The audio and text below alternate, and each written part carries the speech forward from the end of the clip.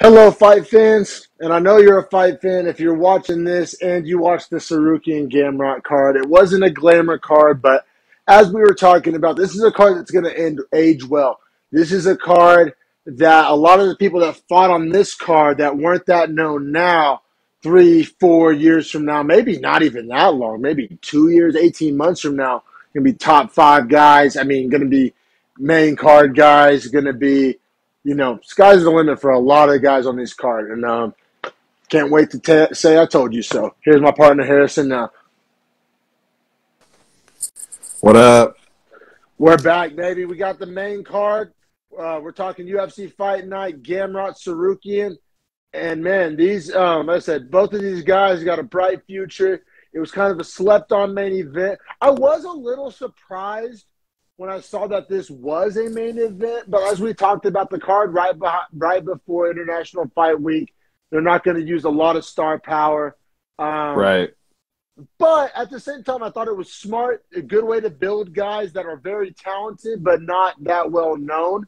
You know what I mean? It was almost like a Money in the Bank, like an investment type main card, Yeah, exactly. So guys that are gonna have first fight, Adolfo Vieira, Chris Curtis, right? Like the winner of that is going to ascend much higher into the 185 division than they currently stand, and the loser kind of gets sent back down near the bottom to rebuild, right? Like that's kind of the outlook of that fight.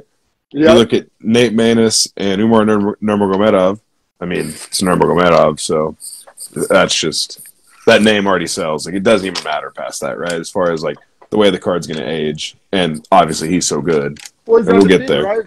14, 15, and 0. Yeah, and then you look at I thought Thiago Moises, he headlined the damn card, and he was fighting behind Josh Parisian and Alan Badeau. Yeah, you're right. The heavyweight fight's the only one where I was like, this kind of has. I think this placement's wrong, but yeah, I do think that they were trying to build Badeau a little bit. For sure. I thought they were trying to. I definitely don't think they were trying to build Parisian. And then I was stoked to see our boy Shavkat get a co-main. We've been riding the Shavkat fucking Cole hype train since Jump Street. And here he is in the co-main. Top 15's got a ranking. Got an opponent that we all know. Neil Magny, a little saucy with it. No, bro, I was super stoked for Shavkat, and I'm glad that everybody else is getting in, he's getting over. Everybody else is coming aboard.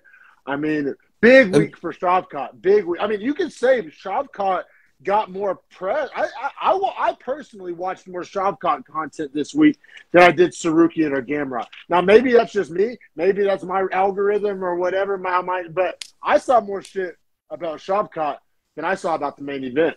Isn't it kind of just not necessarily serendipitous, but perhaps that's the right word, but to have Tsarukyan, Gamrot, and Rachmanov all in the same card, and these are all guys that we've just been coaling the train from the rip. Same with Umar Nurmagomedov. Those are guys that I remember each one of those guys' first fights in the UFC and how much coal I either put in their train or already had in it in Gamrot's case. Yeah, no, I feel the exact same way, man. And I'll give Umar a little benefit of the doubt here. I mean, I know you're right. You cannot ignore the last name. It'd be like if Conor McGregor had a little brother, or you know what I'm saying, or a third Diaz brother came along, or a little Diaz cousin. You know what I'm saying? You can't. Just like, I mean, Arch Manning just signed to Texas, and it's the front page of ESPN because of his last name, Manning. It's a joke. thing. But I gotta say, Umar is. I mean, for as much as there is name cachet, there's just as much merit. And his skill set is there. And I almost dare I say that he'd be in the same place he is now with a different last name. I mean, maybe. See, that's where I start to wonder and we'll get there after we get to his fight. But yeah, we will. I think his name is going to play a lot in his ability to be built quickly. For sure, you're right. It doesn't hurt. It only helps 100%. I'm just trying to because I'm sure that'll be a narrative that he gets tired of hearing. And at some point or another, it's going to feel weird to him, and he's going to want his own kind of credit, which I think he'll be willingly deserved. But, hey, that comes with it, right? Yeah. The good and the bad. But right now, we're getting ahead of ourselves. Right now, we got Chris Curtis versus Adolfo Vieira. Plus 130 for Curtis, minus 130 for Curtis. Vieira coming in at plus 110. fighting the middleweight division, and this was a weird matchup, man. We got kind of an undersized striker, but that has insane power and like good finishing ability. We have a huge juiced out grappler, world champ jiu-jitsu guy, world champ pharmacy guy, and but also the worst gassing we've ever seen in the history of the Beefy Boys breakdown. It stands out in my memory. I cannot think of this guy. I know it's just a damn shame. He's accomplished a lot in the world of combat sports, mainly jiu-jitsu. But the first thing I think of as an MMA fan is the worst gas tank in the whole promotion. I know. So you got it's so a tough, weird man. matchup. You got a weird matchup here, which I thought, I was the smartest man alive, and I went ahead and bet the – actually, you know what? I didn't end up betting the under. The only reason I didn't, I literally had it in my parlay – but the machine I use is an eight leg limit, and that was like my ninth leg. And I did think, I was like, well, the over-unders, at the time, I thought was like the riskiest one, So I went ahead and took that one off. But I was fully prepared to. I literally had it like loaded in the machine. I felt strongly about it. It was under 1.5 too, and I still liked it. Because like I said, partly because of Vieira's gas tank. Like it wasn't even so much everybody's like, oh, the submission threat of Vieira. No. I was betting essentially against Vieira's gas tank because he has, in my opinion, one of the worst gas tanks in the whole promotion. And Curtis has been known to knock a motherfucker smooth the fuck out. And he's fighting a grappler. So I thought either way, I liked the under. Now, we'll see how that ages. But going into this one, I loved the under. Didn't end up putting my money where my mouth is, but I literally tried to. Well, it wasn't just you that loved it, though, too. I think Aaron Bronstetter put out a tweet as soon as the fight started that he was like, this fight is headed for a finish, guaranteed. Yeah, a lot of people thought that was kind of the conventional wisdom. I'm not trying to – obviously I wasn't saying anything that unique in my opinion. Now, round one, as you can imagine from a guy with a shitty gas tank, Vieira comes out strong, and he has a lot of success. But, however, contradictory to kind of mainstream thinking, the success wasn't with the grappling. It was with the fucking hand. Yeah, now, granted, he did land 2 low blows, but the second one turned out to not actually really be a real low blow. No, and in my mind, I judge it now. I have the benefit of slow-mo and all that. The judges don't. I score it as like a very impactful strike. The exact Me too, because it hurt him. It hurt him bad. It hurt him so bad we thought it was a low blow. Right, yeah. So I thought first round of Vieira, I feel like Curtis was putting up a good fight, but I thought Vieira was landing the more impactful strikes. Oh, the body kicks, big problem for Curtis, and just the bombs. And Curtis was the smaller guy in there. There was a big power differential. You could argue Curtis had a little bit of a speed differential, but I think he was so worried about the grappling that he would allowed Vieira to let the hands go a little bit because he knew he had that in his back pocket. No, yeah, exactly, man. And I think that Chris Curtis's corner had some really good adjustments for him between rounds 1 and 2. Because I thought he came out in 2 and kind of took over the edge in the striking battle. You're right. But just because of who the opponent is, you can't not mention the gas tank. Now, the gas tank did look better, but to say that Vieira looked great in 1, it looked a whole lot less great in 2. Makes sense. Knowing what I know, you know what I'm saying? I'm not going to he gets no benefit of the doubt. You know what I'm saying? So I agree. All the nice things you said about Curtis, 100% agree. But I do got to do a little glass half empty for the Vieira right there. I just have to. No, I understand, especially with a guy that has a very questionable gas tank. And his fight style is questionable in that sense, too, because sometimes he'll fully dive for double legs to try and grab an ankle just to try and get the fight to a grappling sense so that he can roll and maybe pull him into guard and then sweep. And those are high-energy moves, and he wasn't hitting them. He was missing on those. What did we talk about earlier on the prelim breakdown about how the guys that can't bridge the wrestling to the jiu-jitsu, classic example, literally the best in the world at jiu-jitsu, can't get a motherfucker to the ground, so it makes no matter. Literally doesn't have a UFC submission because he can't get to a grappling with anyone because they're so aware of his grappling, and he's so bad at wrestling. Yeah, no, you're 100% right. You have to be able to connect those two. How frustrating must that be for him? Well, it's his own fault, so I can't even say frustrating because he could fix it. Yeah, and he could easily, like, nobody made him do MMA. He had he's literally, had all a professional career, been best in the world at jiu-jitsu. I mean, I know the money and the fame are not the same, but he could have been just fine the rest of his life, never taking an MMA fight. This is something he wanted to do. You know what I'm saying? And it So also proves it. I think it shows how far the sports came. You know what I mean? Just the yeah. fact that the best in the world at jiu-jitsu kind of doesn't matter at all because you're not a complete fighter and you have to be a complete fighter. So we both had a 19-19 after 2, but I mean, I wonder what the live odds were going into 3, knowing how bad Vieira's gas tank is and how Curtis was starting to kind of pull ahead. Yeah, I guarantee you Curtis wasn't an underdog after 2. There's no way. And if so, if somebody got plus money on that, here's Right. because I was going to say he looked fantastic in the 3rd, and realistically, Vieira just looked like shit and was trying to force things because he was just desperate and tired. I mean, he literally shot 20 takedowns in this fight. He got 0 of them. He went 0 for 20 on takedowns. Like, how bad is that? It's horrendous. It's horrendous. And I mean, maybe Curtis will end up being like the best takedown defense of all time. I don't think that's the case. But, like, you know what I'm saying? Like, it was bad. It was real bad for Vieira. I'm not a big Vieira guy. Now, Curtis, I thought round 3 was Curtis's best round. The punches to the head, the body kicks, the body punches. Yes. Curtis's punches to the body, the way he was just ripping the money in the bank. He was doing it all fight, too. Like, he never let off on him. Boom. It looked very like he would literally just be like, boom. You know what I mean? Like, yeah, he'd always fake a jab and then come up on the other side. Yeah, it was like real looping, but that's why it was working. Great work from Curtis. Great body work, especially against the guy with the bad gas tank. Go to the body. Makes perfect sense, right? Great game plan from his corner and his coaches and his ability to execute that game plan. His ability to come back after losing the first round. I like Curtis a lot. I keep thinking of reasons why he's not that good. Like, you know what I'm saying? Before he fights, I'll be like, oh, I keep wanting to, like, kind of write him off or say it was fluky. Or he's kind of just eventually he's going to prove that he's, legit, as fuck, because I keep kind of not hyping him or have too much respect on his name, doubting his skill set. He keeps kind of proving me wrong.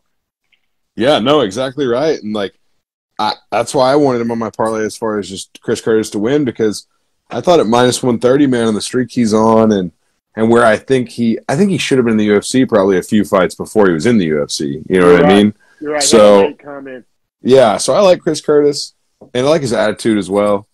You're right. Yeah, this is one that you bet and I didn't. This is one where you can shove it up my ass. You got this one right on 2 of your parlays. I didn't follow you along for the ride. I thought the under was the bet in this one, and I was very wrong, and you were very right. But you couldn't take your bet, so you didn't lose. Yep, for sure, man. But, yeah, all 3 judges scored this 29-28. It was pretty obvious the score. And, yeah, I mean, good on Chris Curtis, man. He gets his first main card win. I believe that was his first time on a main card. Vieira's a decently known name with a somewhat respected skill set. And I don't know. I thought that was a good win for Curtis. And like I said, eventually he's going to fucking earn some respect around this motherfucker. Yeah, eventually, right?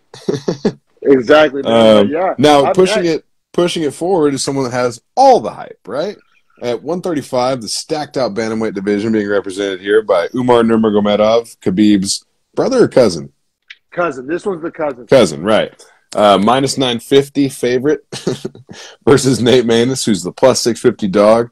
Michael Bisping hyping up Nate Maness at the start of the fight, saying, don't be surprised if some people really make their stake on Nate Maness being an upset tonight.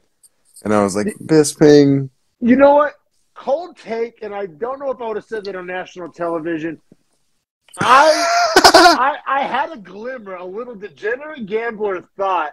Oh, God. Of getting the plus 650 on Maness just because he's not saying that much, but I did think he was the best guy that Umar's fought. And, very game guy. I don't know. You're right. It's a completely foolish thing to say. But the plus 650, I didn't do it, but I saw the kind of glimmer. The little, you drive past the car dealership, see the shiny red paint job.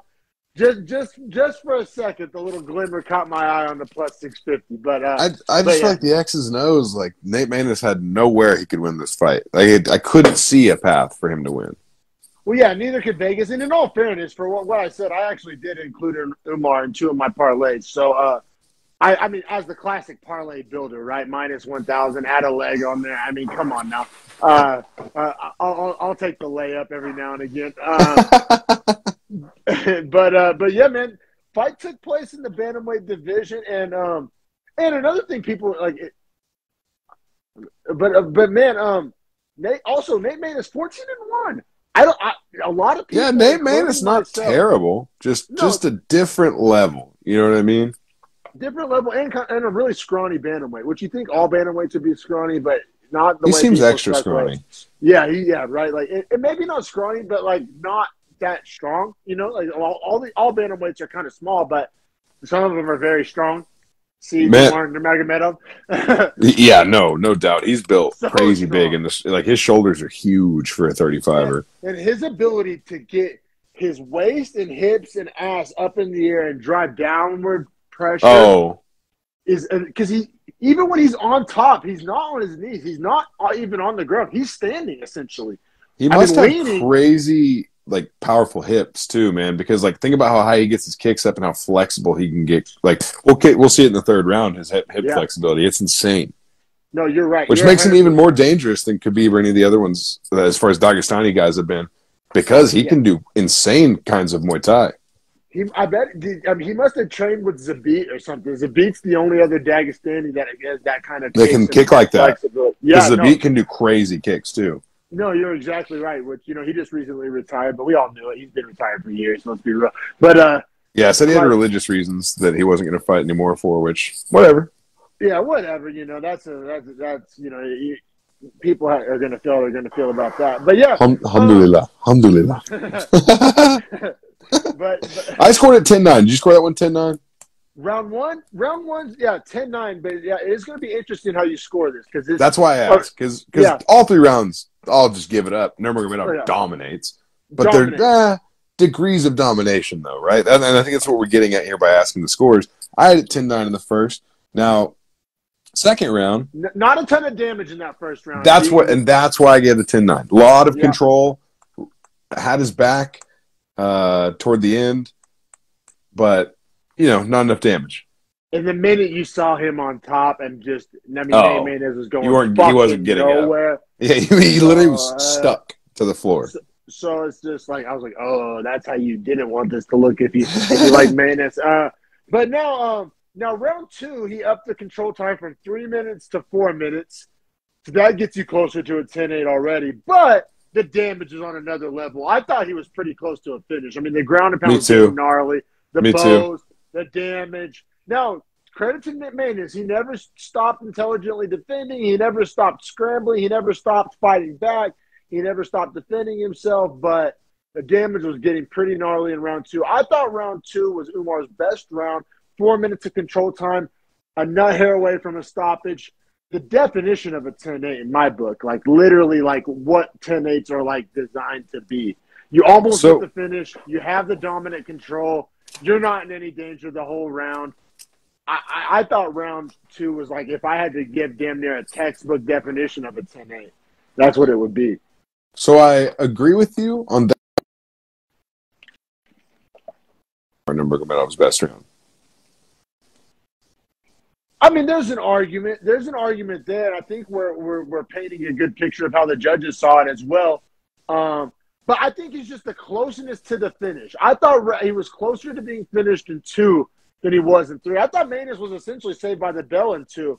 Yes, he was, if I recall correctly. So I mean, that's my main argument there. It's not necessarily like X's and O's domination as far as just like blood and guts, ass whooping domination.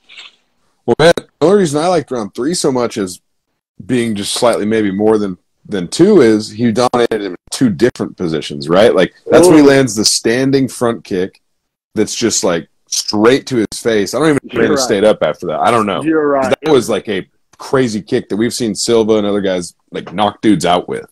You're right. I was amazed he stood up to that. And then he started, got him down with 3 minutes to go. Rode him out the whole time. Didn't do as much damage maybe on the ground, but I thought he did a lot of damage on the feet before the takedown. Okay, good point. Good point. I'm glad you brought that to the show because, I mean, I think the main thing that people are going to see the last name, they're going to see the Dagestan, and they're just going to assume snoozy wrestler. And you got Umar wrong. You got the wrong guy. That's not. Yeah, that front kick was a crazy good highlight for selling his fights in the future. Seriously, like how many? Like I said, I think Zabit, only other Dagestani throwing kicks like that. Like who throws teeps to your face? Umar and Zabit. Like that's terrifying. No, it really is. It really is because I think he could go on the feet with an O'Malley or a Yanez. And see, that's how I feel. That's how I feel. Is he has the standing skill, but you can't even get close to him if you only have the standing skill because his grappling skill is maybe still better. Oh, definitely still better than I think most of the division. Like I think Davishvili is probably the only guy in the division with that level. Maybe like a Ricky Simone, perhaps. Like I think Dillashaw would do all right. Dillashaw, you're right. But yeah, I mean, right? I mean, bantamweight kind of thought of as the striker division. Some good wrestlers sprinkled throughout. Aljo would be a fun scrap as far as just grappling. But striking, I don't think Aljo can hold a candle. Yeah, but Aljo has a weird way of making that not matter as much as because he fights a funky fight. Yeah, man. Yeah, this moves Umar to 15-0. Let's get to these scorecards, though. So I have it 30-26. One judge agrees with me. Tony you have it 30-25. Do you have it 25? Yeah, I give 10-8 and 2 and 3. Okay, cool. That's interesting because when I heard the 30-25 get read, I was shocked, but not shocked that I disagreed, just shocked that they actually scored it that way. You know what I'm saying? We don't hear a lot. Like the domination of a 30-25 is tough. Because we've seen a lot of fights that could have been 30-25s but weren't because they don't hand them out that often, you know? So it's kind of a little feather in the cap, you know what I mean, on the resume. Yeah, no doubt. A 30-25, that's you 10-8 someone twice. That's what I mean. Khabib was the last guy that was doing that shit. Right. And then you have crazy Junichiro Kamijo scored at 30-27. Didn't give 10-8, which gross. It doesn't even make sense, man. Like what is literally so you just don't have 10-8s. Like that's just off the table. Right? Yeah, that's what I mean. Like clearly you don't score a 10-8 ever, and you won't because there was a 10-8. If not round 3, then round 2, and if not round 2, then round 3, depending on what you value. But he gave you both, so to not give either one of them a 10-8, it's crazy. It's wild. It's wild. There's judges out there that would borderline round 1 10-8, but like Like I actually was in my notes. I'm like, more damage would be 10-8, but it's a 10-9 for the control. 100% agree, man. But he damn near 30-24 to man. Yeah, which we haven't seen since Khabib. That would be gross. I kind of want to wrap up the stroke session. I kind of got a few more strokes left in me, man. I mean, just because from a matchmaking perspective, I mean, you can't do any wrong with Umar, and you can't do anything wrong with the bantamweight division. I mean, there's so many names for him. Give him Morozov. That's a fun fight. Morozov's got a crazy chin. It's a fun fight. He clearly just beat Paiva, who was close to a ranking. I mean, that's probably the next guy. But although Nurmagomedov's so good, and his call out after the fight was like he won. Let me see what he called out. He called out. He said he's 2 fights away from a title shot. Let's pump some brakes, though, right? Let's pump some brakes. But I don't. New rankings are out. He's number 15 in the division now. New rankings just hit. Wow. Jeff Molina 15 in flyweight. Let's go. That's cool. I love seeing that change into the guard. Because so many guys just sit on ranking spots. I love that when that happens. Yeah, it's pretty cool. Oh, Rock. I can't say that one yet. Can't say Magny yet because those obviously are in effect. Bro. But what I'm saying is, you know what might happen? Umar may get the winner of O'Malley, or he may get the loser of O'Malley, Munoz. I could see that. Yeah, I could see that too. Dude, we got big things to talk about too as far as the lightweight rankings go. Obviously, directly impacted by the fight at the end, but someone else got dropped a lot of spots. Let's talk about. Yeah, man. All right, so to get to there, we got to get through. We got Christos Giagos plus 210, fighting Thiago Moises minus 250, fighting the lightweight division. I called this one so hard, man. Whenever I was like, this one. I love Moises, especially at minus 250. I mean, he is way out of Giagos. Christos Giag. I can't say his name. Anyway, way out of his league. Like, literally, it's not even a hard name to say. Literally way out of his league. You know what, though? It looks weird on paper, bro. This is one where I did paralysis by analysis, because you're right. Looked at the card, knee-jerk reaction, without even seeing the money line, obviously Moises. And then you start to look at, like, Moises has a lot of losses, granted to studs. Giagos has a surprisingly better paper record than you, like, remember it. You know what I'm saying? Like, yes, for sure better. That's true. So it was one where I kind of got lost in the weeds on paper and MMA math, where I rode with you on the Moises, but I needed a little convincing. Like, looking at it on paper and doing my initial pre-card research, I was like, damn, Giagos, you know, like, I don't know. I kind of got lost in the weeds. I kind of paralysis by analysis. I kind of sometimes just keep it simple, stupid, right? You know what I mean? So sometimes the obvious answer is the right answer. But this is one on paper I kind of got lost in the weeds. I'm not going to lie. Man, but even crazier, I remember I had texted you when I listed all of my picks that I'd like I think I had 8 or 7, whatever it was. I even put at the end as a caveat, like, I wouldn't mind upgrading to Moises by submission, like, directly. You're right. And that's why when you're out here, I want to go to, like, a better sports book that has, like, more props, because I go to a small casino, and the closest they get to props is the over-under, which, you know, like I said, in certain matchups kind of robs us of some money. You know what I mean? See, because Moises by submission plus 225. Yeah, no, exactly, man. Which, think about how much that adds in a parlay. Whenever he's minus 250.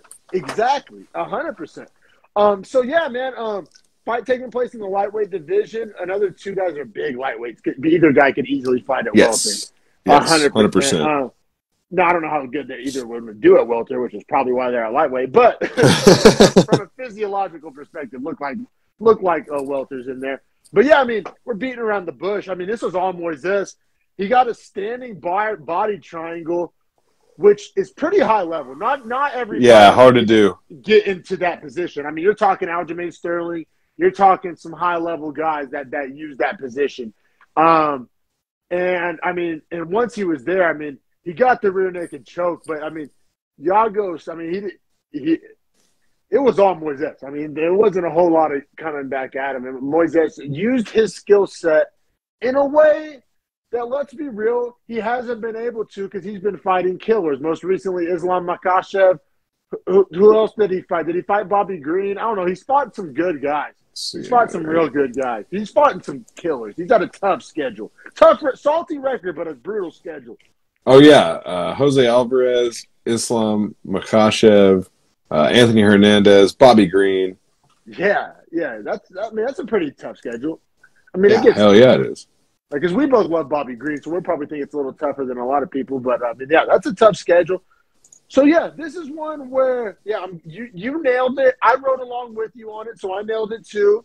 But, yeah, this is a classic example of which not really Vegas saw. Obviously, minus 250, it's a pretty big money line. But I don't know. Like I said, there was a moment where I was looking through the Tapology pages, and you can kind of get lost with the weeds with a guy like Giagos on paper and a guy that's had a lot of losses like Moises. But Moises' skill set is bona fide. It's legit. See, that's what I feel like is like I have a proven commodity in Moises, and then Giagos is like, yeah, he puts up a solid fight, but against guys like Moises, he gets finished.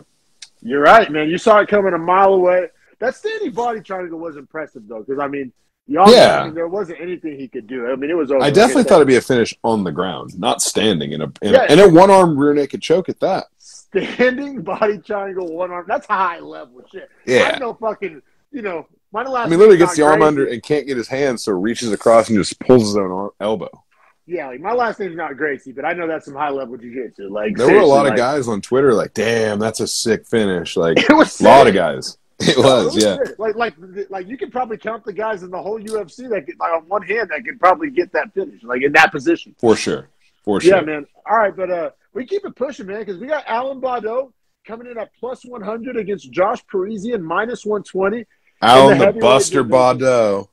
Yeah, man. You like this pick? I also like this pick. This is one that I was borderline on betting, and you kind of convinced me, but I wasn't borderline because I liked Bordeaux all the way. I just thought that there was other fights that maybe I liked a little more. You know what I'm saying? And I thought maybe we're a little safer. However, going into this one, I was pretty damn confident. Like, I'm not the biggest Parisian guy. Bordeaux's dangerous with a good record and a younger guy. Granted, heavyweight is kind of like what we were talking about with flyweight. Obviously, the two ends of the spectrum. There's like equalizing like weird things that happen in that division that don't happen in other divisions. You know. Yeah. Well, and Alan Bordeaux comes in at plus 100, and Josh Parisian's the favorite at minus 120. I thought that was weird when I saw it. It kind of jumped off off the sports book to me. Me too. Yeah. And honestly, like diving into it, man.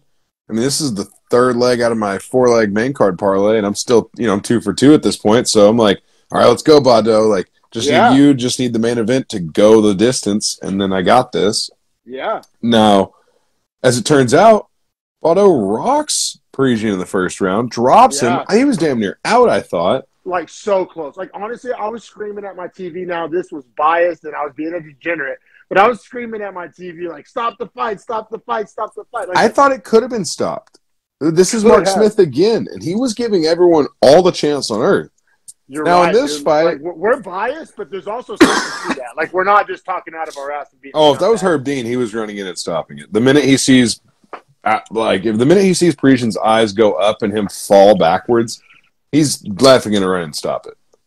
Yeah. No, and he's not the only one. Like, that was a stoppable fight. Like, call me biased. I'll call myself biased. Hey, whatever. Because Parisian then tried to get on a single leg and had his face showing and was getting just hammer fisted on the face as well.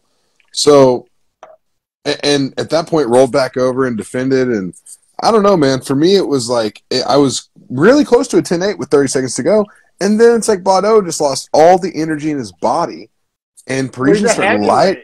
True, but 4.5 minutes, I mean, that's, come on, you got to be able to fight a full round at least. But I'm saying he went for the kill, and essentially you could argue got it. To me, it was that classic MMA. There's a decision. There's moments in every fight, not every fight, but a lot of fights where fighters, and you'll hear MMA fighters talk about it on podcasts. It's like one of the hardest decisions they have to make: go for the kill, or stay. Or continue, consistently what I'm doing. Continue what I'm doing, or really like pour everything I have into this finish. And it's a big thing for MMA fighters. And sometimes the flurry and the blitz is huge though too, because sometimes you can win a fight that necessarily isn't over. You're just literally hammer fisting 20 strikes in a 17 or a 7-second window, and the ref is just like, this is ridiculous. No, exactly. Like, I don't think this is where you talk about performance versus result. I don't think Bordeaux made the wrong choice. I could argue that he made the right choice. I could argue that the ref kind of screwed him on a finish. Which we love Mark Smith most nights, but he was having a rough one, and in some people's opinion, including mine. Yeah, no doubt, man. And then the way the first round ended, I realized, like, oh, this is so bad. For at least my bet, right? Because Parisian survived literally the most Bordeaux could throw at him unless he connected another huge strike. But Bordeaux was so tired, I was like, he doesn't have enough to throw a huge strike. Yeah, no, you're right, man. Bordeaux and Parisian, and I guess Parisian's corner, and he said he realized it in the fight as well, that he could out-grapple him if he was at a 50-50 position to start, when right? He got tired, especially when and Parisian was the bigger man. So you add those two things together. Right. And so Parisian is beat up as hell coming into the second and then just starts working Bordeaux. I mean, just working him to the point where Bordeaux honestly wasn't getting beat up that bad whenever he was down on the ground in those horrible positions. Like, he could have been getting hit harder or worse. He mostly had his hand up just catching punches, obviously, right? Which still hurt, but I'm saying is his exhaustion level is more so what it was than anything. No, Bordeaux's exhaustion didn't allow him to fight back. And you could argue he got... Parisian was starting to gas, too, before the ref stopped it, because Mark Smith was letting Bordeaux get his ass beat for 2.5 minutes as far as the second round went. No, yeah, and you could argue that Bordeaux found a way out of there. You know what I'm saying? I definitely think that's true. He put his head on the ground and just started eating shots. And it's real unfortunate because, like I said, bias, yes, whatever. if that was a TKO in the first round for Bordeaux, I don't think anybody's crying foul ball. Like anybody's like, Yeah, if anything, you might have a few people that say could have been a potential area stoppage there, but gonna not like no argument from this side. Like I think that's the max tweet you see. No, seriously, man. But yeah, 3 minutes and 4 seconds into the second round, Parisian gets the finish, annihilates the final surviving parlay. And yeah, it was a rough night for you boys at the sports book. But at least we got to bet into the co-main in Maine, you know? Like we made it to the co-main in Maine having bets alive. And then they, you know, because these are fights I watch without a bet no matter what. Exactly, and you could argue that you got jobbed on the Bordeaux one and that your pick wasn't necessarily wrong. Like what you saw happened, right? It all happened. It just didn't have the right ref in the octagon. No, seriously, man. Seriously. But, yeah, let's keep it pushing because this is like you could argue the fight I was most looking forward to more so than the main event. And I don't even think I have to argue. I think I can just say that. I'm a big Gamrot guy, so personally I like the Gamrot fight more. However, I'm a big Shavkat guy. Like, Shavkat is literally – like, his card's not even out yet. But, like, if you could buy Shavkat rookie cards, I would have a bunch of them. As much as I like Shavkat, man, I just see so much problem for him with a guy like Chimaev. I just because they're both on the rise, they're both the same weight, and I just like Chimaev's skill set in the same ways more than I like Shavkat's, which is so tough because it's not like I don't love Shavkat. It's just that I think Chimaev's the guy at the division right now. You know what? I think it's going to sound kind of weird. Might have to say pause afterwards. I think I like Chimaev's body more than I like. I think he's the better athlete, the bigger, stronger, faster guy. Bigger too, right? Like I don't think Rakhmonov cuts that much weight at 170, which makes it all the more impressive that he's 15-0 coming into this with 8 KOs and 7 subs. Yeah, exactly. But man's never fought a third round in his life. For that reason, see, you used the word skill set. Like I said, I like Chimaev, his skeleton, like his frame, I like the tangibles. And people talk about intangibles. I like Chimaev's tangibles, his measurables, I guess is the word. Yeah, he's the bigger, stronger guy in there. But you want to talk about technique and Shavkat's pretty clean. That's what I'm saying. He may be like better at the art of doing the technique. Well, to that point, man, I mean, welterweight fight, he's ranked 15, the back end of welterweight. Minus 450 favorite fighting the number 10 Neil Magny at plus 360, which to me stood out. It did it to me. I thought it was low. Now, wow. I'm Cole Hype Train McGee. So, but I thought we were going to see a Makhachev, a Chimaev. Wow, your eggs in the basket on this guy. Oh, I'm all in, dog. And this is hindsight 2020. Go back. It's all on YouTube. Go check out the channel. Beefy Boy Breakdown. But maybe I should start taking notes on that from you, or hop on the train before it leaves the station, man. Because this dude's really good. I think it was proven in the first round. Magny chose to go for some dummy boy kicks at the start. Got his leg grabbed. Got taken down. Landed some solid up kicks. And, Shavkat didn't get the most damage in the first round, but you could tell he was clearly in a dangerous spot whenever he was on top. And he was able to control Magny without exerting a lot of energy. And you could see that he was picking and finding his windows to strike within. Oh, whenever I saw that Neil Magny made a fight IQ error, that's like the only box that he was supposed to check over Rakhmonov, right? The veteran against the young killer. You're only going to win by making better decisions, fighting the smarter fight. That was his only, prayer's chance in hell as a plus 360. And then he gets his kick caught and gets taken down without Rakhmonov having to expend any energy when they're dry, fresh. He literally didn't have to struggle at all. He caught his kick and dumped him like a fucking was Muay Thai practice. And fucking, you know what I mean? It was I knew it was a wrap. I was like, oh, whoa. I mean, Rakhmonov was already going to beat you, but if you're going to beat yourself, in the process, you know what I'm saying? If you're going to take the unadvisable position, then you're just giving it away. Yeah. Which I think exactly how I felt. He did have that very weird leg lock position that kept him safe from damage for the last 2 minutes. It didn't allow him to escape because he didn't give a fuck though. But Magny kept holding on to it, like he was going to do anything with it, and he just could not get it. And I think that was a credit to Rachmanov just being like, "You're just not good enough to get this on me, and I can feel it." Yeah, you're right. You're right, man. And then it was really weird. I would have bet my left nut we were going to see a third round. I mean, Rachmanov latches onto the choke, the guillotine, but we're talking about he starts the sub attempt at like 4 minutes and 50 seconds. And Yeah. I'm like, oh, well, clearly, Magny's going to hold on. It's going to be a dominant position to end the round in, but I honestly didn't even think he was necessarily going for it. Like, I mean, he was going for it, but like, you know what I'm saying? As far as like really just like Hail Mary and like really like selling the farm for it. Like it was shocking to me, honestly, that 4 minutes, 57 seconds is the official finish. It's crazy to me. Magny's corner starts counting because he gets caught in this guillotine with about 8 seconds to go, roughly. Yeah. His corner's screaming the time at him. Like it was a unison count of like 5, 4. They hit 3 and he starts tapping. I'm like, bro, you just go to sleep. Like if he releases in the next second and a half, you're going to wake up immediately and you're just going to walk back to your corner. Yeah, no, couldn't believe he tapped. It's the ultimate like example of easier said than done and armchair quarterback. Yeah, I understand that. But there is something to be said about tapping to not the world's tightest guillotine with 3 seconds left. And actually, I mean, not to nitpick McGee here. I mean, my notes say 4:58.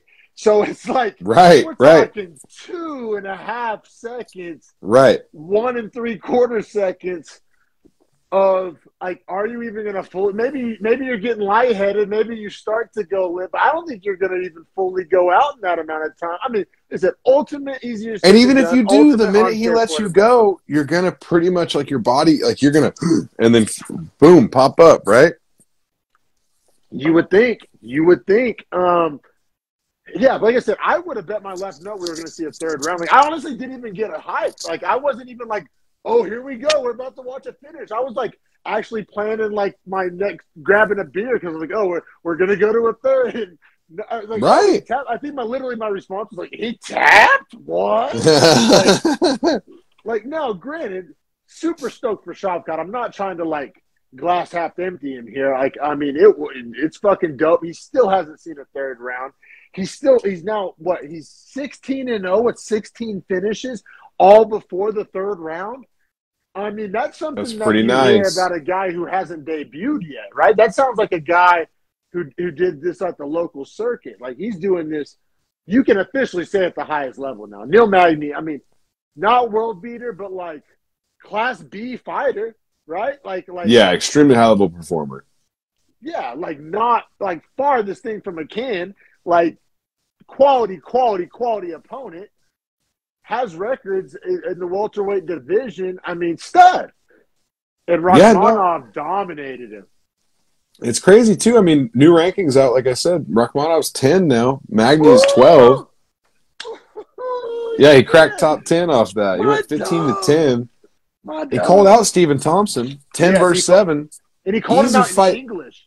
Which means he's paying attention to his own career and furthering his own cause, which honestly I didn't see coming. I thought he was going to just humble I'm a sheep herder his way one ranking at a time. He's super confident in himself. He's doing the right things on the mic, which I didn't expect from him. His first couple of fights, he was super shy, didn't speak any English, like very humble. He's starting to make the right call-outs. He's starting to get on the mic a little bit. Like I said, made his call-out in English, helps his marketability. I love the hat. Man, cool guy. They said he comes from a sheep herder family or something like that. Cool story. If he comes out and beats Stephen Thompson, if they do book that fight, which I really think they will, like that's 100%. Yeah, right. Like, and it's perfect. Well, if he wins that and wins it convincingly, we're talking he jumps to 6 or 5, and we're talking about he's 1 or 2 fights from a title picture. I love it. Rachmanov might be 3 wins away from fighting Usman or the current champion at that time. You're right. I mean, I could argue too. I mean, because what he beat. You could argue end of 2023, Rachmanov is your welterweight champion. Like if we were going to make 2023 predictions, right? Like end of the year, like how it ends. Like he beats not this year, but next year. Then what? He gets either like a Luque or a Muhammad, You know Or what if I'm it saying? shakes up at all, maybe he gets like a Leon Edwards or a Burns. Someone top 5 probably at that Right? point. And then what? I mean, where do you go from there? I mean, you know what I'm saying? Then he would win that and go to 2 or 3 or not probably 1, but 2 or being 3. undefeated, you know what I'm saying? Because that's like a little plus check mark. Like if you're 2, or say you're 3 or 4, but you're an undefeated 3 or 4, that's like 4 plus. You know what I'm Yeah, saying? I Like, could easily see him fighting for a belt in late fall, early winter of 2023 if he continues his pace. which if you said that 6 months ago, people would look at you like you were a fucking dick sucker. You know what I'm saying? Well, we got introduced to him, let's see, almost 2 years ago at this point, I Yeah. do believe. Um, He was but one when of he our came first out, hype man, trains. I think we may have yes. invented the term shovel the coal for a shotgun. Like, seriously. I almost want to say that he fought on a Khabib card when he fought Gaethje, I want to say. Gagey? You I might be believe right. so. Because that was Fight Island, right? Yes, yeah, and I believe Yeah. that's the first time we saw Rachmanov, and we were like, "Whoa, this dude is special, special." Yeah, no, for sure, man. Yeah, no. Love Rachmanov. Super happy for him. He's officially over. You know what I mean? Yeah. 2 fights away, 3 fights away.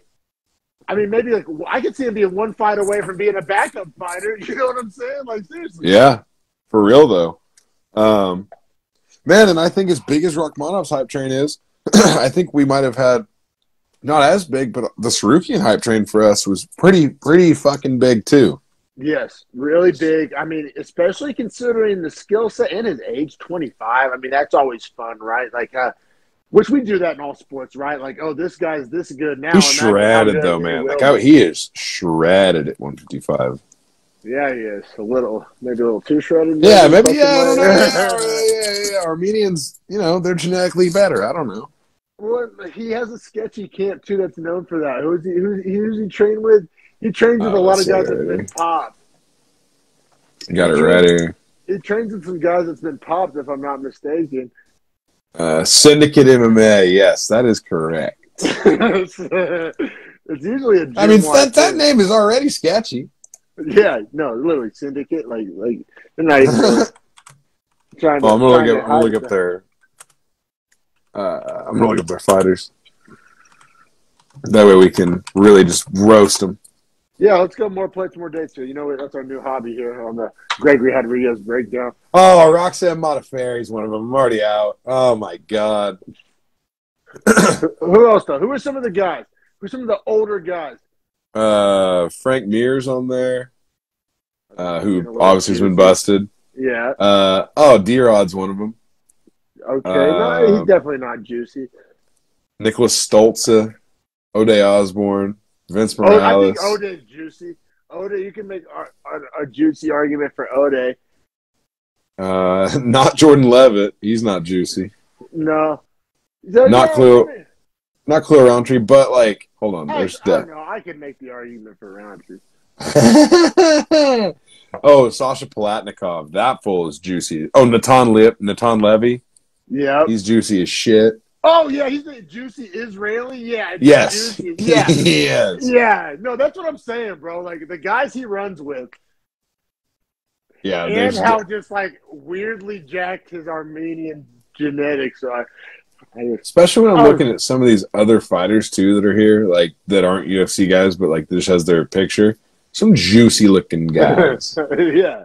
Yeah, you know what I'm saying? There may be a used needle receptacle in the bathroom of fucking you remember Big Thick Ramona Pasquale? She fights out of there. Oh, yeah, like the biggest woman fighter we've ever watched fight. Oh, my God. Yeah, so that's a lot of their fighters, but hilarious that you said that, and it's like, yeah, there's actually a good amount of people that have been busted. Yeah, that's what I'm saying. Well, and also their logo, it looks just like the Raiders logo, but in the middle is like a skull instead of a pirate face. And it's like, cool logo, guys. Oh, yeah. They're the outlaws for sure. But yeah, Tsarukyan coming in at minus 265, 11th ranked lightweight. Fighting Mateusz Gamrot, minus 225, the 12th ranked lightweight. And you're a big Gamrot guy. I got to be real. I was a big Tsarukyan guy. I almost to the point where you're going to say this is disrespectful. I was a little shocked that Gamrot was like Tsarukyan's dance partner. Like, I wasn't shocked that Tsarukyan got the main event, but I was shocked that he got the main event against Gamrot, if that makes sense. Oh, I was amazed because the hype train on these guys is crazy. And we had talked about how, like, why would you fight these guys? Like, they can both be a top 5 guy in a couple more fights. Like, and they can beat the other guys that are up there, I think, too. I don't think that's ludicrous to say for either of these guys, right? Like, there's definitely lightweights that I think both these guys can beat that are ahead of them. I think that they learned something though from like the old Poirier-McGregor matchup. Like they fought when they were so young and like early in their career. Yeah, help build them later whenever there's a rematch. Yeah, exactly right. Because for years and years, this was looked at as a bad thing. Like, oh, save this fight for when they're both higher ranked. But I think the UFC learned something from like the Poirier-McGregor, and there's other examples of it too. But that's like the most obvious one. Like they fought on like a prelim and like you know what I'm saying? They weren't highly ranked, or they were just starting to get ranked. Like it was, you know. And then later on, it was a big rematch, and you know what I'm saying? I think the UFC kind of proved through that example, the Poirier-McGregor example, that even at 5, 6, 7, you can have your cake and eat it too. You don't have to save the fight. You can do the fight now and do the fight then. You know what I'm saying? Yeah, no doubt. And I mean, Holloway-McGregor, that's another one where, had they been able to run it back, still be a great fight. I don't think there's any point to it now, but like it's one of those fights that like when they fought both young prospects with crazy big hot streaks, that's actually probably more comparable to what this is, honestly. You're right. That's a better example. Well, maybe, but only because Poirier had a good name whenever him and McGregor fought. For Holloway and McGregor, they fought so early that really people weren't giving them any credit as like their potential. Probably hardcores were people that were really into it. I wasn't as deep into it then, so I'm saying this from a casual perspective at the time. Like I didn't put much stock in either of those guys at the time. I knew McGregor was really good. I knew Holloway was really good, but I didn't think either of them were that good, right? Yeah. No, you're right. But now I think the UFC learned from that, and like that's why we see main events like this. And the UFC does more main events. Back then, there was 10 events. You could only fight pay-per-views. Yeah, right. There weren't fight nights. So there's a lot of reasons why this was a main event. Because I know a lot of people were kind of like, huh, this is a main event. Talent-wise, worth it. Like I said, though, my buddy Sean that had texted me and was like, this main event's crazy good, man. Like, who are these guys? Like, this was such a good main event fight overall. Like, the whole 5 rounds was such a good fight that this is stock up for both guys. Doesn't matter who won or lost by the end of it. I agree. Now, I think there's a real logistical thing to it where, like, obviously one guy's going to go up in the rankings and get a lot more name fights. Like, the names you're going to fight when you win this fight are big names that everyone knows. Well, and I think it's fair to say, I don't think I'm going out on too much on a limb to say that this is kind of set up for Tsarukyan. Like the UFC probably, if they had their druthers, as they say, fucking, you know what I mean, would probably have rather, you know what I mean, we're really pulling for Tsarukyan. I feel like this was an opportunity for Tsarukyan.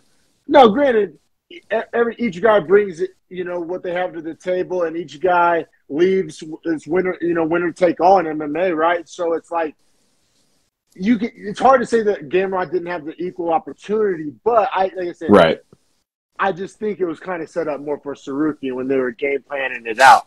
But we got to go round by round because I was going to say we have to go round by round, but also I would say that it's number 11 Arman Tsarukyan minus 265, number 12 Mateusz Gamrot plus 225. I thought those odds were way off, man. Way off. You did. You said that from the jump. You talked me out of betting Tsarukyan.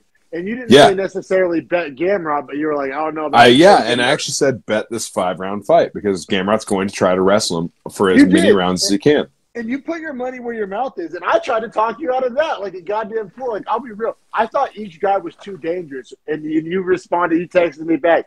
That's why it's going the distance. Because you're right. Each guy. Like, I was viewing it from like – it's like when two guys are wrestlers, it's always a striking match. Like, but these guys are so different or so dangerous in different ways, but in almost all the ways that they're going to cancel each other out to the point where they just have to they just have to fight a 25-minute fight to see who's better where. You're right, because the last image we have in our heads as fans of Tsarukyan is like ground and pound elbows from hell. That's what, but Gamrot, is known as one of the best wrestlers in the division. So you mean to tell me you're going to get Gamrot on his back and drop elbows? It was a weird matchup, like an unstoppable force meets an immovable object. Like they just like it was just the perfect. They matched up perfectly. You know, sometimes it goes like this, where each guy's like will attack each other's holes. It went like this, where like the strength. Strengths. It was crazy, man. And I mean, getting into it, Arman Tsarukyan got the first takedown. Which, if I had to bet another bet in this fight, it would have been like Gamrot gets the first takedown. If that was just like a little prop, right? Now, Gamrot got a slick transition in the scramble, right thereafter. Reversed the position, and then Tsarukyan got back to the feet. Their scrambles the whole fight were nuts. Yeah. Like we were watching the most high-level, high-energy scrambles I've ever seen at 155. Like tit for tat. 100. It was crazy. Now I thought Tsarukyan got enough damage off.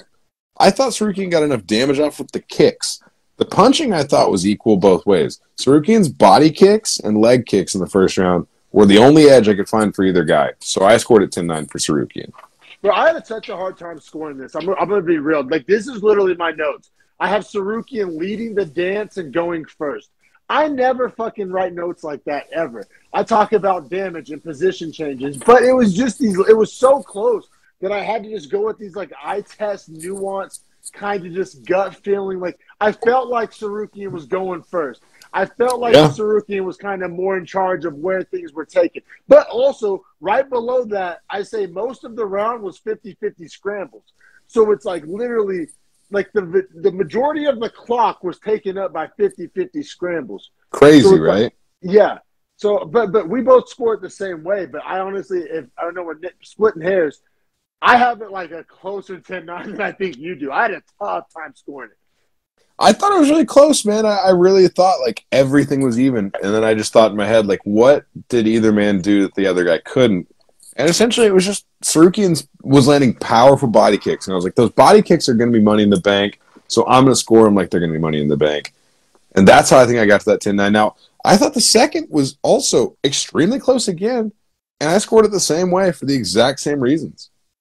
My notes for round two sounded a lot like your notes for round one. The body kicks.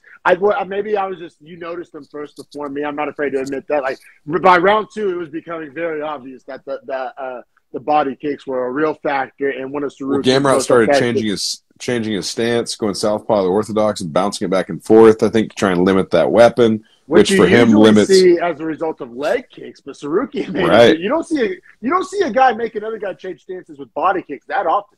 Tsarukyan's kicks are laser fast to the body, like laser fast. They're crazy. We noticed that. I still remember this to this day. First fight we were watching him, and we talked about his kicks to the body are insane. Yeah, and they still are. That hasn't changed. But he's just added to it. You're right. But that's one of the first things I believe he's the one that we talked about. He was fighting a Chinese dude, Alatang Heli. He's the one that body kicked him to the grave. That's right. Yeah, no, that's what made us first start. And then his last fight out with the ground and pound elbows, like, oh, you combine those two skill sets. That's a gnarly fighter, which he is. And he's a master of sport in wrestling as well. Yeah. No, he's a very impressive guy. I scored round two the same way. So we both have a 2018 going into the third. Well, and then that's where there's not much that people agree on about this fight, but everybody should and could agree that round 3 through 5 looked very different than rounds 1 and 2. Now you can very different, and they get murky too because they're so different. I think interpretations here. I'm surprised all the judges see it the exact same way when we get to it. But getting to round 3, I mean, all the judges have it 2018 at this point. Okay, right? Fair. So getting to round 3, I still had my notes before round 3 started. This is a great fight, right? Like, really close. I thought round 3 was very, very close. I thought Gamrot just had enough success in grappling exchanges and was actually landing some good shots, and I think outstruck him by just a couple significant strikes in the round. I gave round 3 to Gamrot, but I did think it was extremely close. So I gave round 3 to Gamrot, and then now I'm going to proceed to talk out of both sides of my neck. I didn't think it was that close. I also thought that Tsarukyan ended the round very strong. So, like, that's there was something about the round that made me be like, Tsarukyan actually did really good this round. Like, it was one of those things where, like, I was like Gamrot the whole round, and then by the end of it, I was like questioning myself, like, did Gamrot win this that convincingly or not? Well, Tsarukyan probably won the last minute of the round, and I think he was like kind of going to work, like looking like he was looking real good. But I just think you can't outweigh the 4 minutes of work that Gamrot put in. Like Gamrot won the vast majority of the round. I thought Gamrot. I mean, he had 2 takedowns. He took his back. That's from a grappling perspective. From the grappling perspective, Gamrot dominated round 3 more than any other position had been dominated up to in that the fight. point That's of the fight. correct. Yeah, I agree with that. So yeah, I'll be real. Round 1 and 2, I thought were harder to score than round 3. Now I know we're definition of splitting hairs here. I scored it the same as you, but Oddly I enough, didn't think it was that close in 3. I had Gamrot easy. so we have it 29-28 going into the 4th. So do all of the judges for Okay, Tsarukyan cool. at this point. We're all in lockstep. Round Wow. 4 gets very murky. I think this is the hardest round to score in the entire fight. See, yeah, you're right. But it's hard to score, I guess, in a Sandhagen Dillashaw kind of way where you're either going to see it one way or the other, right? It's exactly right. It's exactly right. You know, like because that fight, everybody felt very strongly in their convictions and felt that they had a very rational, like it could lay out an argument. But you It either reminded me saw it one way so or much the of other. the Dillashaw Sandhagen rounds, man, to be honest, because You want to know something weird? I come down on the Dillashaw side of things this time. Me too. Back then, I came down on the side. I of don't know Sandhagen. what it was about Gamrot. Maybe it's the fact that he landed that crazy bomb on him early in the 4th, right? And like that one shot alone allowed him to have success in the control stages. So for me, it was kind of like the damage led to the entry that led to your control time. So I kind of stacked him, but then you look at significant strikes in the round, man. It was 21-7 in favor of Tsarukyan. Ooh, that's an interesting step. Thanks for bringing that to the table.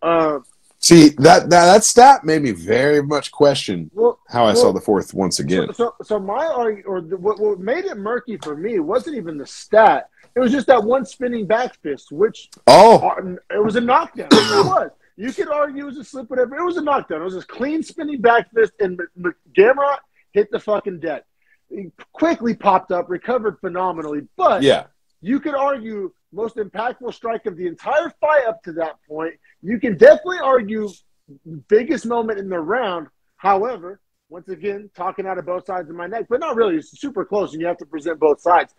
Is I gave the round to Gamrot largely due to the grappling and wrestling, you know, and largely because I said the spinning back fist, and like I said, if he would have maybe now this is where bias and human nature and all types of shit seeps in to judging and makes it weird, and I'm acknowledging that up front. If Tsarukyan would have dropped him with like a head kick or a flying knee or like a clean right hand, the spinning back fist felt fluky to me. It felt fluky to me. You can say that's hating, you can say that's bias, you can say it's subjective, and you'd probably be right on all of those things. But what I'm saying is the fact that it was a spinning back fist, in my opinion, Gamrot won the entire round besides a fluky spinning back fist. Now, you can say that's a glass half empty way of spinning it. That's how I saw it. I don't think it's a bad argument, but I think in that same sense, you could paint an argument for Tsarukyan landing all those other punches in the same sequence right after. And it's like, well, did he not get closer to finishing Gamrot than Gamrot ever got? And the damage arguments for Tsarukyan. True. That's what I mean. I think he did more. I think he did more damage in the round, but lost so much time and control that I had to go to Gamrot.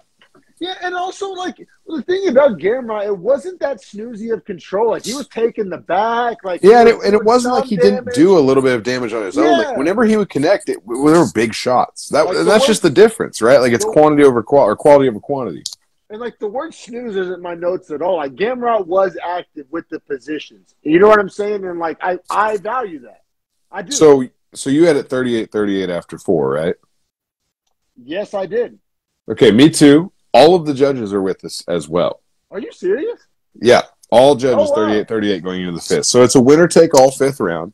That's interesting. I had no idea. I didn't know that. I haven't looked at the official scorecard. That's wild. I mean, that's rare. Yeah, very rare. All the judges agree with each other entirely and throughout every round. Yeah, and us. Well, we'll see. We'll see how you scored 5, but I think 5, if you scored 4 that way. What I'm talking about up to this point. Oh, yeah. No, I'm saying their whole cards all agree because they're unanimous in their decisions. So, obviously, if they're through 2 rounds tied, they had to have all agree on the 5th. Now, I thought the 5th wasn't necessarily the closest round of the fight.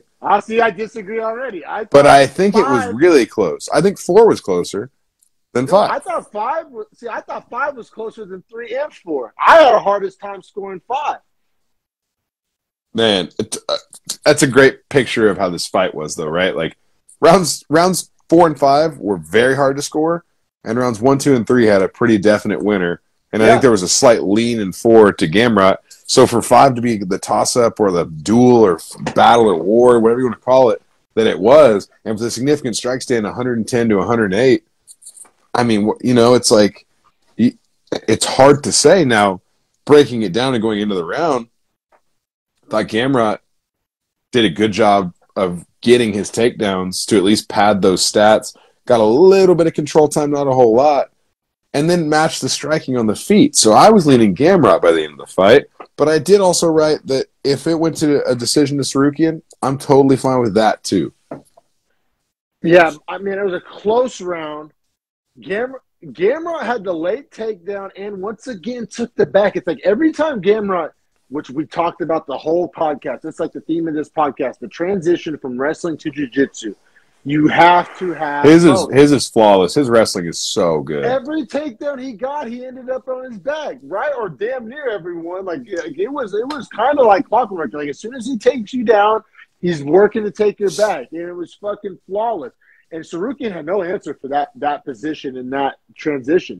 The double leg that Gamrot shot at the start of that round was, I swear to God, Olympic level. Like he shot it from like 6 feet out and literally ducked under his arm still and then slipped up on the side and redirected the angle 90 degrees off, cut the corner. It was insane. Like my jaw was on the floor at the start of the 5th round. Like, how do you have enough energy to hit that kind of a shot? Like his wrestling is off the charts. That's why I'm so glad I do a podcast with a former wrestler because, yeah, that totally, way over my head. But, yeah, no, that's so dope that you brought that to the podcast. Thanks, brother.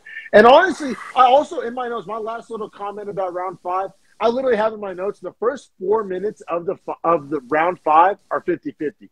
Like, it's crazy, right? Like Gamrot just finished strong enough to win. Yes. I thought Gamrot outwilled him, outlasted him. You could say out cardio. It was a 25-minute fight. I mean, I thought he did look way fresher at the end. Yeah. So he went harder, longer. You know? Yeah. He's a Cialis. Brought to you by Hims. But no, seriously, like a lot of MMA fighters will tell you, it's not about, you know, the high level punches and kicks. It's about who can go harder, longer, and so that was Gamrot. As it comes out, yeah, you have a 48-47 Gamrot. I have a 48-47 Gamrot. Every judge has a 48-47 Gamrot, and we agree round by round the entire way, which is very rare in the sport. Well, but then it was whack because Twitter was like up in arms and was saying robbery and all types of bullshit. They were saying Holly Holm. I was like, what? I couldn't believe that. But I guess I guess if I disagreed with the decision, I'd be making them same tweets. But I don't think. I mean, obviously, it's like I'm being redundant by saying I agree with the decision, so I don't disagree with the decision. Like it's a weird dynamic there, but like Twitter was like up in arms, and I was just like, I don't see it. Now for both guys though, they do at least get an extra $50K. They got the fight of the night. The other bonuses, because I forgot to say them. Rachmanov got a $50K finish. Josh Parisian got a $50K finish, and Moises got a $50K finish. Good for Moises. That, you know what that was? That was a fucking. I hope he got 7. That was thanks for fighting Islam. Yeah. Exactly. No, and that was also one of the sickest subs, though. No shade. That was yeah. For sure. Now, as far as moving forward, I mean, lightweight division, we got a lot to talk about here, I think, because Gamrot called out Gaethje, and it gave me a little chubby. I couldn't believe he called out Gaethje. Now, I think, you know, that's a fair play to him, and RDA is obviously signed to fight Fiziev coming up. I think the winner of that fight makes a lot more sense as far as where the UFC goes, because that fight's in 2 weeks, and it's the same weight class, and Fiziev is 10, Dos Anjos is 7, Gamrot is 8.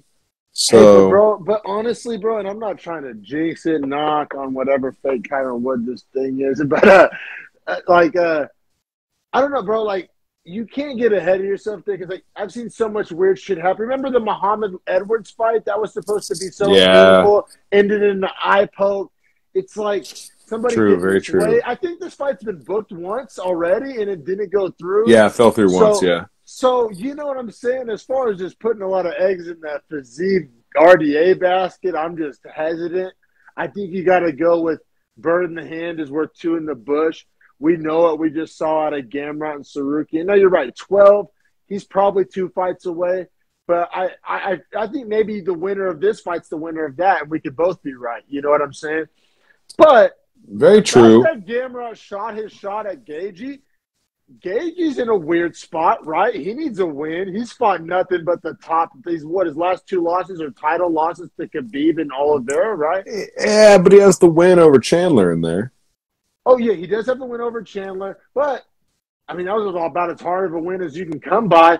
I don't think – but now Gagey doesn't have this type of mentality. He wants nothing but the best. But if I'm Gagey's manager, I'm saying take this fight, get a main event win, Get right back in it. you get the same show and fucking win. It's in your Yeah, contract. and you're number 3, so you're pretty much saying like and there's no number 1 is Oliveira. Like there's no belt holder currently because he was stripped. You're right. So I don't know a better idea for Gagey. It's weird. Like it is weird, and I'm saying I don't necessarily like. I wouldn't bet that it would happen, but if it did happen, I'm gonna. I know Twitter's gonna not like it, but I'm gonna be disagreeing. I'm gonna be in the thread saying like, no, this makes sense. Well, and I think Poirier's headed to welterweight. As far as it sounds like, that's going to happen. Him and Covington.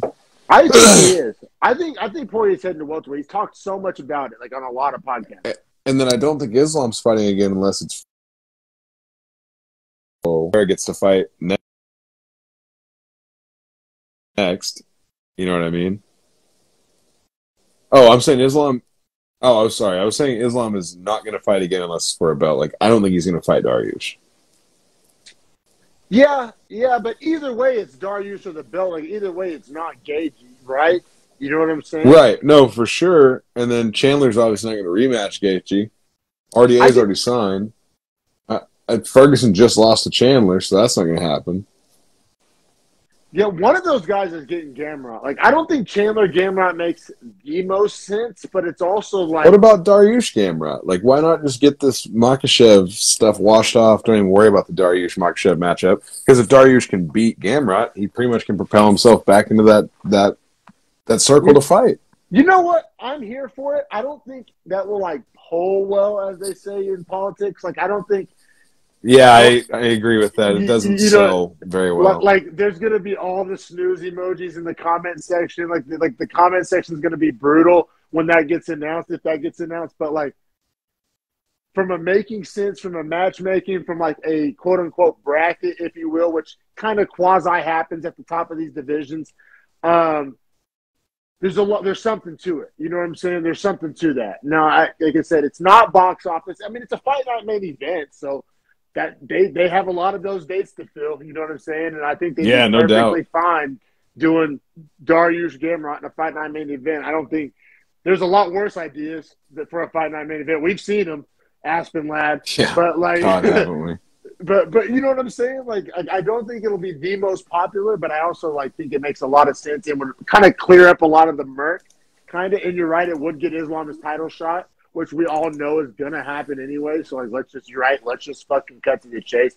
Let's just do it. Yeah, nobody really wants to see Makhachev Dariush. Like, I'll be real. I'm about as hard. I want to see Makhachev Oliveira, though. I want to see that badly. Oh, I do. And the odds have Makhachev as a minus 250, which...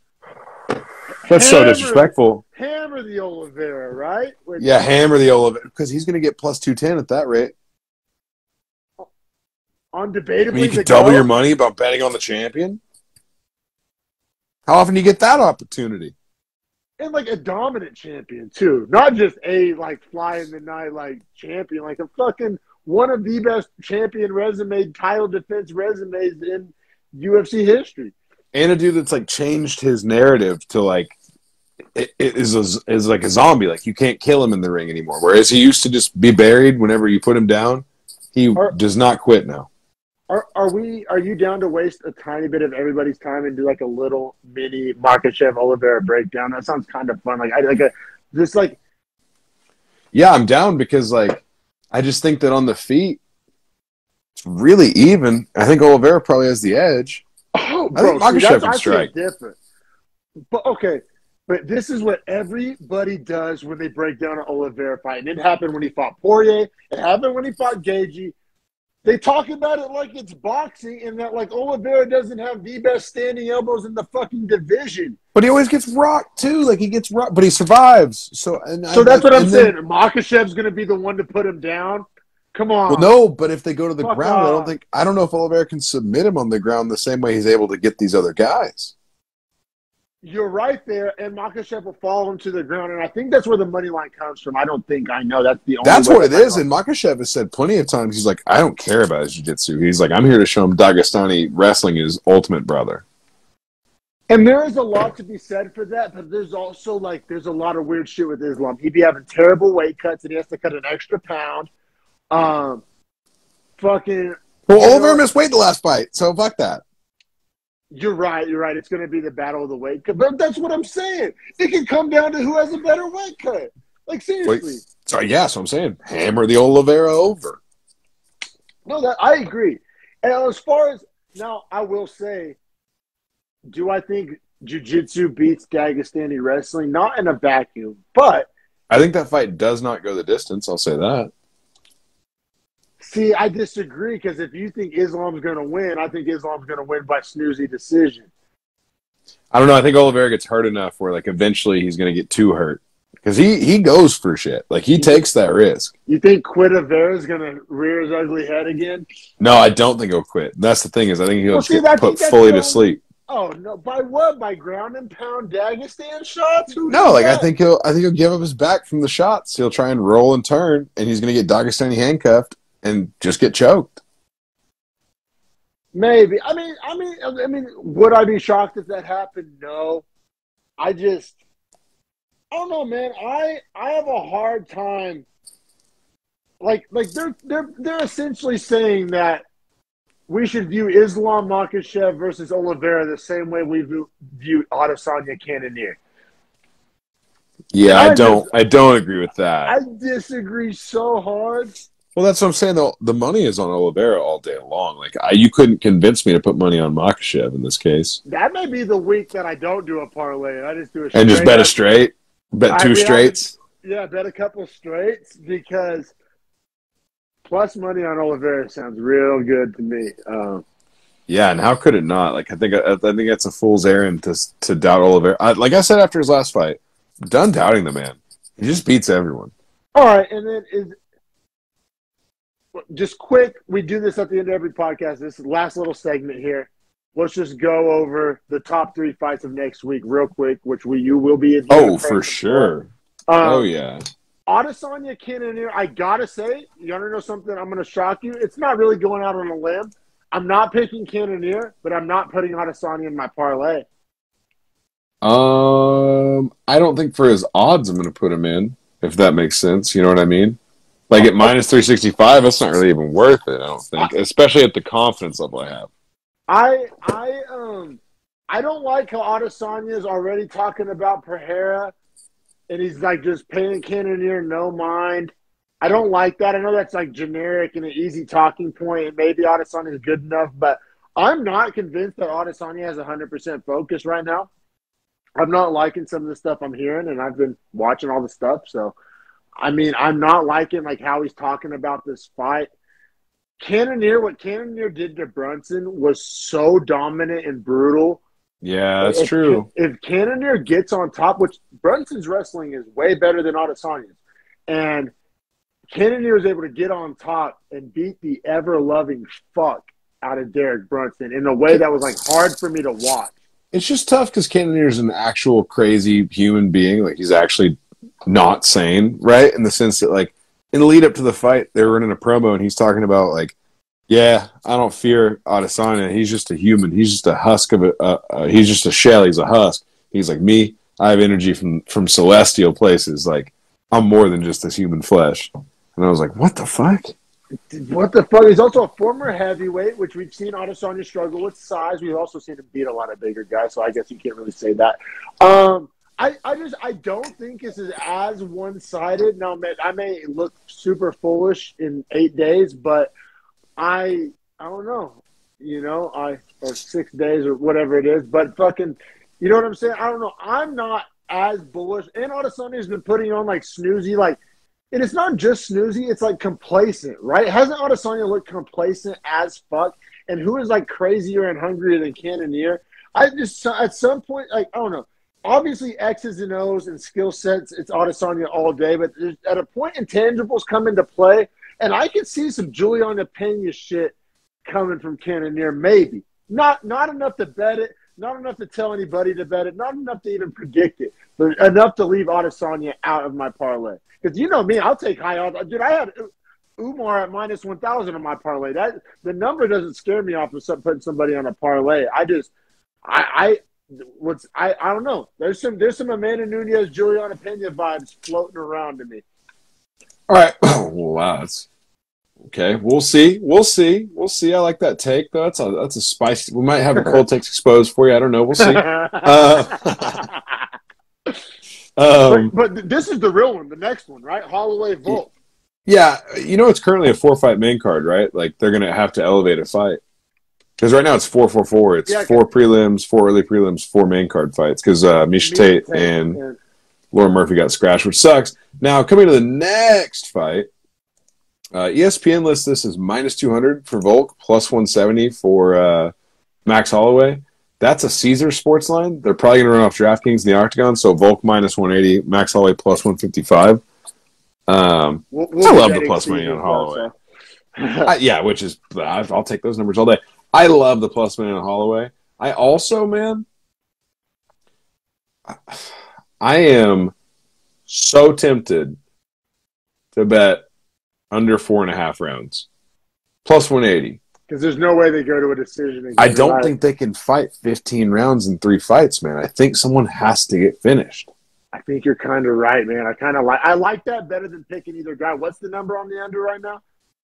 So if you're at Caesars, right? If we're at a bigger casino, you can get doesn't go to decision at plus 155 or under 4.5 at plus 180. Plus 180. Oh, that's me. I'm betting that. Under 4.5. Yes, I'm betting that. It feels good. It feels great, right? That's. I'm going to place that bet in person with you next Friday. I'll probably follow you on that. Because as much as I like Holloway, I might do a 10 stack of 2-way parlays and just do a bunch of double leg parlays like humans running on land. Like I want to mix it up. I want to place a lot of like weird different bets that we don't usually place because we're in town. Like we got to make a thing of it. Yeah, exactly right. But you're bro picking this fight. I gotta say, bro, I'm conflicted because I love Volk as a champ. I'm a Volk guy. I think Volk is debatably the featherweight GOAT. I mean, the amount of nice things I have to say about Volk, I won't stop.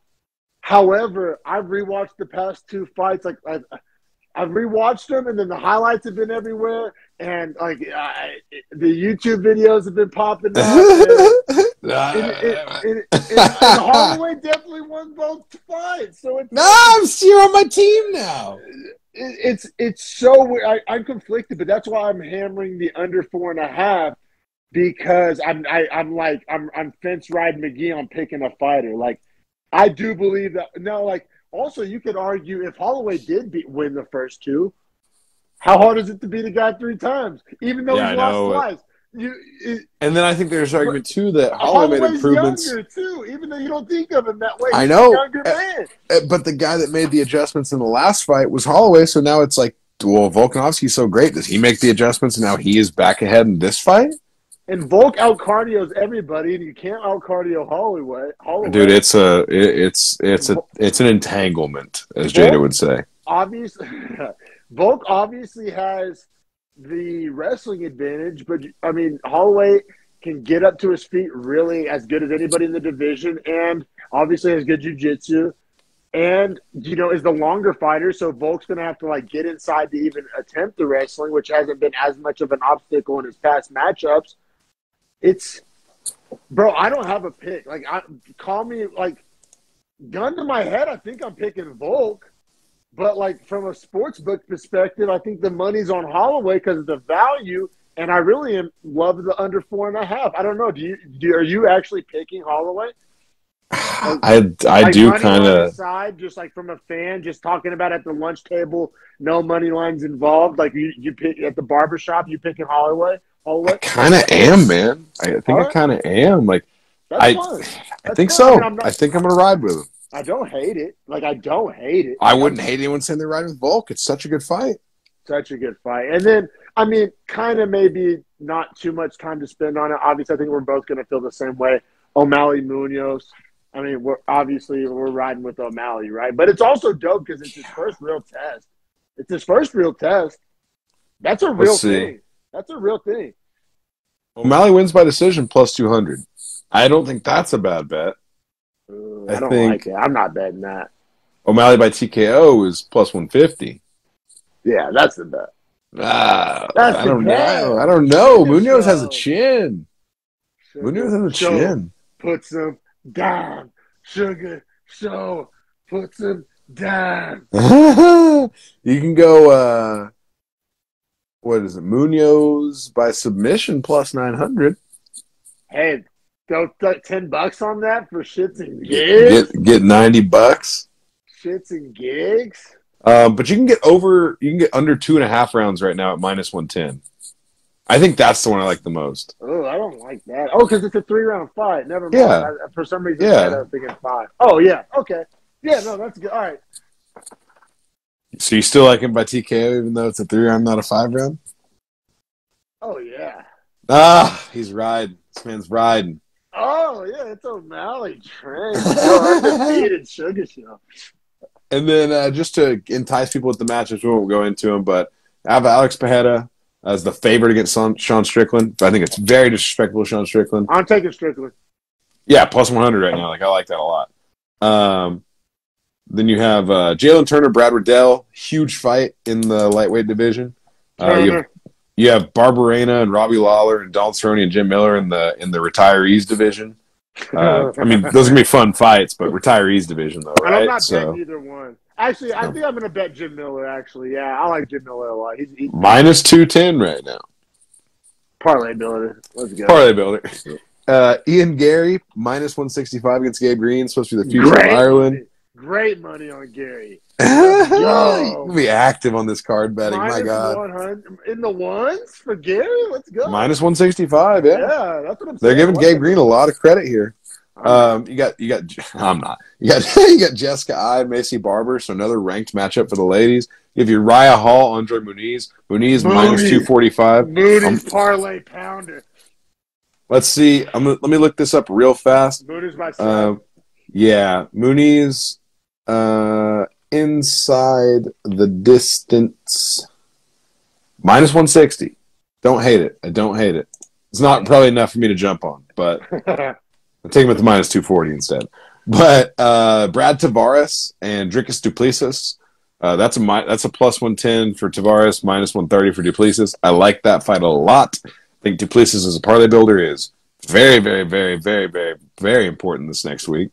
Ooh, I might have to talk to you about that in person soon tomorrow. Oh yeah, I'll talk to you tomorrow about it. Don't worry. We'll start breaking this down. That's gonna be crazy when we go in person. Let's go. Oh my God.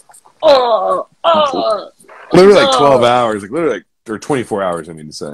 Yeah, 24 hours, bro. Seriously, you're going to be right here on my couch. Let's go. And then jerking the curtain, Jessica Rose, first name, and Julia Stoliarenko, which almost a pick'em fight there. Yeah, I don't think I'm going to bet any of those. Don't care about that fight. Yeah. I'll bet it to go to decision because that's what I do with women's fights. So. Oh, let's go. Oh, God, let's go. Crucify us in the comments below. All right, man. Hey, it was a fun one. Literally 24 hours. We're going to be here in person. Next week's episode, we're going live from YouTube because we're going to be sitting on the same motherfucking couch. And this is going to be a fun-ass trip, bro. Cannot fucking wait. You trying to head to In-N-Out when I pick you up from the airport? What you trying to do? Already. You know I'm an animal. I live animal style. All right, let's go. Get some animal style. All right, bro. Looking forward to it, man. Sleep, rest up. Safe travels, man. See you soon, brother. I will see you soon, bro. I thought I had the suitcase over here, but it's over in the other room right now. It's about to get packed up. Load it up, brother. Hey, man, looking forward to it, man. Seriously, it's going to be awesome. All right, man, this is episode 93 of the Beefy Boys Breakdown. Next week, International Fight Week, UFC 276, in-person live Beefy Boys. Let's fucking go. Have a good night, everybody. See y'all soon.